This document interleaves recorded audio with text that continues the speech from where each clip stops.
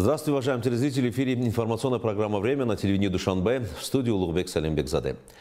5 августа в городе Авази, Туркменистан, президент Республики Таджикистан, лидер нации уважаемый Эмомали Рахмон принял участие и выступил с речью на третьей конференции Организации Объединенных Наций по развивающимся странам, не имеющим выхода к морю. Также президент Республики Таджикистан, лидер нации уважаемый Эмомали Рахмон принял участие в официальной церемонии встречи глав государств и делегаций третьей конференции Организации Объединенных Наций по развивающимся странам, не имеющим выхода к морю. Мероприятие прошло с участием председателя Халк Маслахаты Туркменистана, уважаемого Гурбангулы Бердымухамедова, генерального секретаря ООН Антонио Гутерреша, председателя Генеральной Ассамблеи ООН Филимона Янга, а также руководителей государств, правительств и высокопоставленных делегаций. 5 августа в городе Авази в рамках третьей конференции Организации Объединенных Наций по развивающимся странам, не имеющим выхода к морю, состоялась встреча президента Республики Таджикистан, лидера нации уважаемого Эмомали Рахмона с президентом Туркменистана Сердаром Бердымухамедовым. 4 августа президент Республики Таджикистан, лидер нации уважаемый Эмомали Рахмон прибыл с рабочим визитом в город Туркменбаши, Туркменистана. В международном аэропорту Туркменбаши президента Республики Таджикистан, уважаемого Эмомали Рахмона, тепло встретил председатель Халк Маслахаты Туркменистана, уважаемый Гурбангулы Бердымухамедов. В честь высокопоставленного гостя площадь аэропорта была украшена государственными флагами и выстроен почетный караул. В ходе этого визита глава государства, уважаемый Эмомали Рахмон, примет участие в третьей конференции Организации Объединенных Наций по развивающимся странам, не имеющим выхода к морю.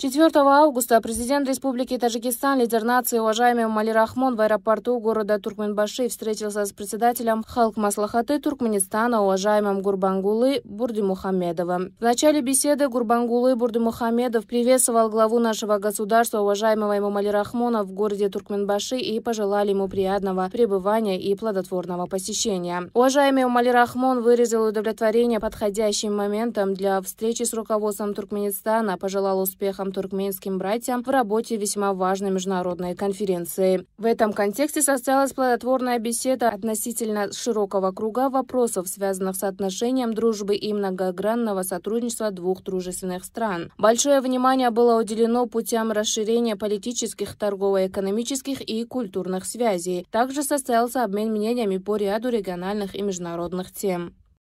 5 августа в городе Авази, Туркменистан, президент Республики Таджикистан, лидер нации уважаемый Эмомали Рахмон принял участие и выступил с речью на третьей конференции Организации Объединенных Наций по развивающимся странам, не имеющим выхода к морю. Президент нашей страны, уважаемый Эмомали Рахмон, выразил признательность руководству дружественного Туркменистана и Организации Объединенных Наций за проведение сегодняшней важной международной конференции на высоком организационном уровне и теплый прием. Было подчеркнуто, что с точки зрения результатов и всестороннего анализа процесса реализации Венской программы действий на 2014-2024 годы данная конференция имеет особое значение для группы развивающихся стран, не имеющих выхода к морю. Глава государства, уважаемый Эмомали Рахмон, отметил, что это мероприятие позволит нам оценить итоги с акцентом на преодоление существующих препятствий и определить приоритетные направления на мобилизации наших дальнейших усилий. Президент Таджикистана обратил внимание участников конференции на необходимость создания эффективных механизмов обеспечения устойчивого развития, устранения проблем, связанных с транзитными и инфраструктурными ограничениями, реализации совместных проектов в сфере энергетики, а также развития других социальных инфраструктур в странах, не имеющих выхода к морю. Было подчеркнуто, что в современных условиях факторы уязвимости становятся все более выраженными из-за геополитических политической напряженности, финансово-экономических кризисов, изменения климата и других глобальных рисков и угроз. Президент Республики Таджикистан, уважаемый Эмомали Рахмон, заявил, что в этом контексте Таджикистан с учетом приоритетности транспортной и энергетической сфер придает особое значение ускоренному развитию этих направлений. Среди других усилий Таджикистана были названы введение постоянных работ по цифровизации и приведение торговых и таможенных процедур в соответствии с требованием Всемирной торговой организации, а также другими международными стандартами. Глава нашего государства также отметил, что Таджикистан с учетом своего гидроэнергетического потенциала придает особое значение обеспечению энергетической независимости и развитию этой отрасли. В этой связи глава государства, уважаемый Эмомали Рахмон, отметил, что реализация национальной стратегии развития зеленой экономики до 2037 года позволит Таджикистану в перспективе полностью перейти на выработку электроэнергии за счет возобновляемых источников. Особое внимание было уделено вопросам негативного влияния последствий изменения климата на экономику и экосистемы наших стран. Глава нашего государства подчеркнул, что Таджикистан на протяжении последних 20 лет в качестве ведущей страны принимает активное участие в продвижении международной повестки в области водных ресурсов и климата. Была подчеркнута необходимость принятия срочных мер и осуществления эффективных совместных действий на глобальном уровне для сохранения источников питьевой воды, особенно ледников. Была выражена уверенность в том, что итоги международной конференции по сохранению ледников, состоявшихся в этом году в сотрудничестве с Организацией Объединенных Наций в Душанбе, послужат продвижению важных глобальных процессов в области водных ресурсов, климата и устойчивого развития.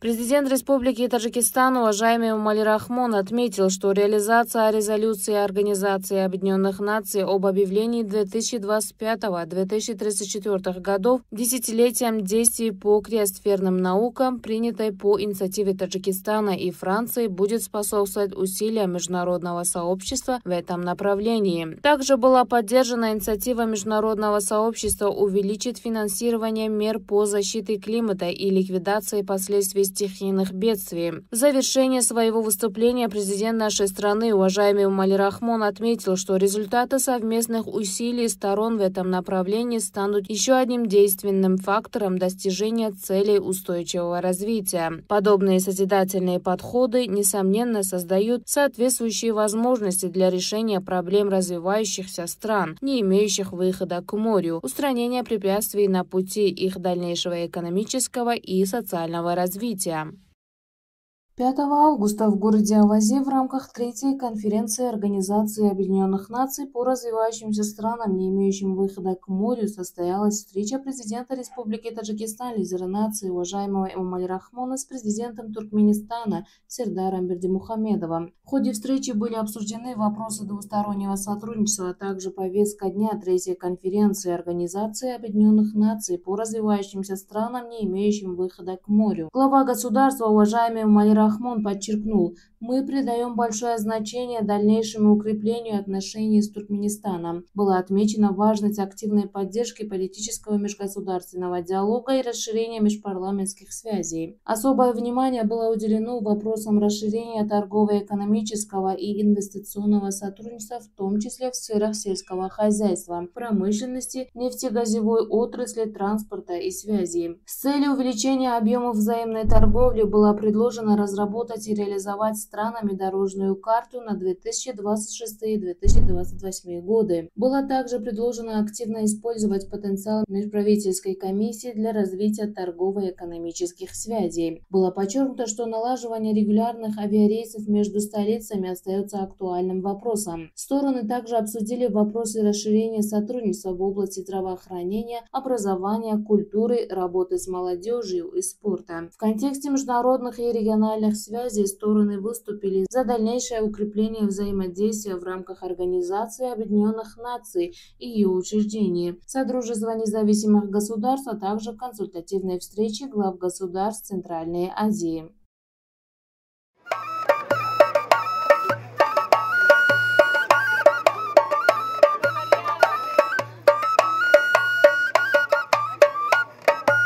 5 августа президент Республики Таджикистан, лидер нации, уважаемый Эмомали Рахмон и главы государств, участников третьей конференции Организации Объединенных Наций по развивающимся странам, не имеющим выхода к морю, посетили в городе Авазе, Туркменистан, выставку промышленных и сельскохозяйственных товаров, национальных блюд и народных ремесел стран Центральной Азии и Азербайджана. На выставке был организован павильон Таджикистана, где был представлен широкий ассортимент продукции отечественных промышленных предприятий, национальные блюда, сельскохозяйственные продукты и изделия народных ремесел. Главы государств и другие гости проявили большой интерес к экспозиции Таджикистана, представленной в рамках выставки национальных блюд и народного творчества стран Центральной Азии и Азербайджана. Павильон Таджикистана был организован на высоком уровне, отражены плодородные земли страны, которая является родиной чистейших вод и трудолюбивого народа. Во время ознакомления с разделом таджикских национальных блюд главы государств дали высокую оценку мастерству поваров и продукции, выращенной таджикскими земледельцами. Следует отметить, что таджикский народ на протяжении истории славится своими обрядами, обычаями и национальной кухней, сохранившимися до наших дней и представленными на международной арене.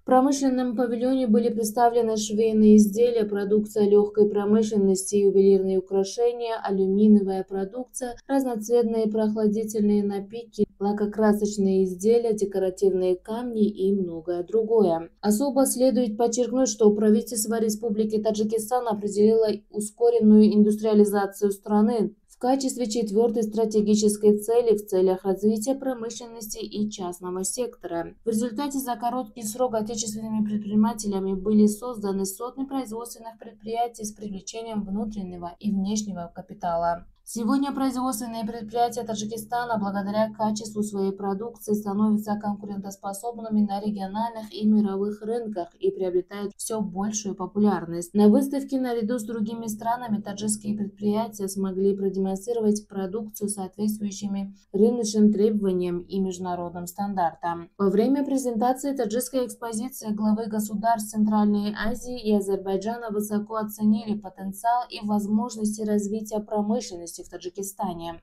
После посещения выставки главы государств приняли участие в культурной программе, организованной мастерами искусств стран Центральной Азии и Азербайджана. В рамках этого культурного мероприятия Таджикистан был представлен интересной концертной программой в исполнении известных деятелей искусства, певцов, музыкантов и танцовщиц национальных ансамблей страны. В столице продолжаются масштабные работы по благоустройству городских махалей. По поручению лидера нации, президента Республики Таджикистан, уважаемого Эмомали Рахмона, а также председателя города Душанбе, уважаемого Рустама Эмомали, жители махали Гульбута-2 района Фердовси организовали коллективную инициативу по асфальтированию внутриквартальных дорог. Работы стали возможны благодаря активному участию местных предпринимателей и поддержке городского комитета. В проекте задействована современная техника и квалифицированные специалисты. Эта инициатива не только вклад жителей в развитие родного района, но и честь подготовки к 35-летию государственной независимости Республики Таджикистан. Отрадно отметить, что в последние годы объемы дорожных ремонтов в Душанбе заметно возросли, что делает передвижение по городу безопаснее и комфортнее. Жители с энтузиазмом поддерживают преобразование и считают участие в подобных акциях своим гражданским долгом.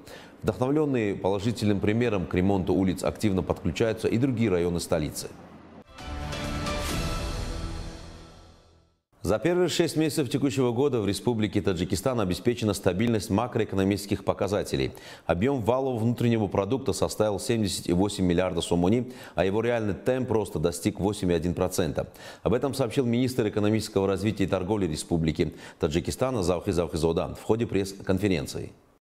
На пресс-конференции министр отметил, что объем валового внутреннего продукта страны за январь-июнь 2021-2025 годов увеличился на 2,9 раза по сравнению с аналогичным периодом предыдущих 5 лет. Несмотря на глобальные вызовы и влияние двух серьезных мировых кризисов, средний темп роста экономики Таджикистана за последние 5 лет составил 8,1%. Это на 1,9% пункта выше аналогичных показателей показателей предшествующего периода. По словам главы ведомства, высокие темпы экономического роста зафиксированы в ряде ключевых секторов. Так, объем промышленного производства увеличился на 24%, инвестиции в основной капитал на 14,6%, объем платных услуг на 12,8%, показателей в сельском хозяйстве на 9,7%. Также отмечен рост в сфере судоходства на 9,3%, в товарообороте на 9% и в пассажирских перевозках на 5,8%. Отдельно было подчеркнуто, что для реализации плана мероприятий по снижению потенциальных экономических рисков и поддержки приоритетных направлений развития в страну привлечены гранты и льготные кредиты на общую сумму $213 миллионов США. Эти средства поступили от международных финансовых организаций и партнеров по развитию. Из них $73 миллиона были привлечены непосредственно по линии Министерства экономического развития и торговли. Таким образом, несмотря на внешние вызовы, экономика Таджикистана демонстрирует стабильный и устойчивый рост, сохраняя положительную динамику в ключевых отраслях и расширяя международное сотрудничество. По состоянию на 30 июня 2025 года в частном секторе установлено 1140 единых QR-кодов Национального банка Таджикистана, в государственных учреждениях 2518, что в общем составляет 3658. Об этом было сказано на пресс-конференции Государственного унитарного предприятия «Сберегательный банк Республики Таджикистан» Амонатбанк.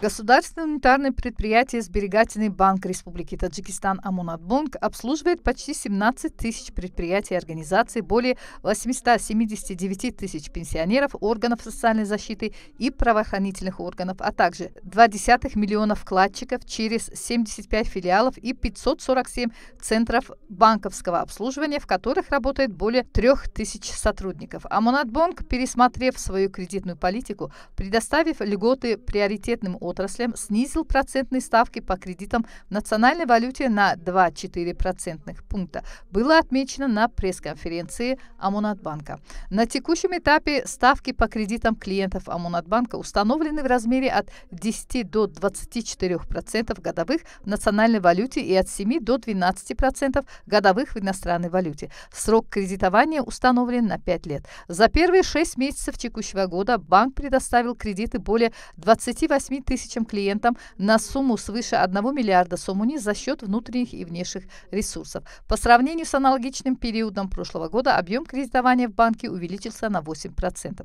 Кредиты, выданные банком, распределены следующим образом. В промышленность 11,1%, в сельское хозяйство 17,6%, в потребительский сектор 54,2%, в строительство 9,1%, в торговлю 6,8% и прочие сектора 1,2%. Кредитный портфель банка составляет 3,2 миллиардов сомони, а количество заемщиков по остатку составляет более 82 тысяч человек, что по сравнению с аналогичным периодом прошлого года объем кредитного портфеля увеличился на 34%, а количество заемщиков по остатку на 21%. В целях популяризации безналичных расчетов банк выпустил более 600 тысяч банковских карт «Фаругир» и предоставляет их клиентам бесплатно. В целях предоставления возможности оплаты платных государственных услуг и расширения возможностей дистанционного обслуживания была проведена технологическая интеграция сервисов государственных организаций и учреждений в мобильном приложении Амонат Мобайл. Общее количество пользователей данного мобильного приложения составляет около 1,4 миллионов человек. Кроме того, для безналичного обслуживания на официальном сайте Амонатбанка используется отдельное окно. Начато поэтапное подключение государственных организаций и учреждений к интернет-банкингу, и на сегодняшний день к нему подключено 16 550 предприятий и организаций республики. В филиалы банка от населения поступило 2,3 миллиарда сомони в виде оплаты коммунальных услуг, что на 29% больше, чем за аналогичный период прошлого года. Количество женщин в Амонатбанке увеличилось до 1462 человек, что составляет 48% от общего числа квалифицированных сотрудников. На сегодняшний день в медико-социальном институте обучаются 3218 студентов. Об этом сообщила ректор учебного заведения Зарина Ибодзода. По ее словам, по сравнению с аналогичным периодом прошлого года 2441 студент. В 2024 году численность студентов увеличилась на 777 человек. Среди них 2000 человек, 62,1% составляют юноши и 1218, 37,9% девушки. Также отмечено, что в институте растет число иностранных студентов. В настоящее время здесь обучаются 125 иностранных граждан из республики Индия, Пакистана, Бангладеш, Малави, Танзании, Саудовской Аравии и Нигерии. Это составляет 3,6% от общего числа студентов. По сравнению с аналогичным периодом 2024 года количество иностранных студентов увеличилось на 64 человека. Ректор подчеркнул, что такие результаты стали возможны благодаря последовательной реализации образовательной политики, улучшению условий обучения и расширению международного сотрудничества института. Ну и последнее о спорте. В преддверии старта отборочного раунда Кубка Азии 2026 среди женских молодежных сборных до 20 лет в группе «С» в гостинице «Руми» в Душанбе состоялось предтурнирное совещание. В митинге приняли участие представители Федерации футбола Таджикистана, комиссары матчей, инспекторы, судьи, менеджеры молодежных женских сборных команд Таджикистана, Австралии, китайского Тайбэя и Палестины. После завершения совещания прошла предтурнирная пресс-конференция с участием главных тренеров команд. Главный тренер женской молодежной сборной Таджикистана Юсуф Рабиев, отвечая на вопросы журналистов, сказал, что его команда оказалась в сильной группе и постарается выступить достойно в отборочном турнире.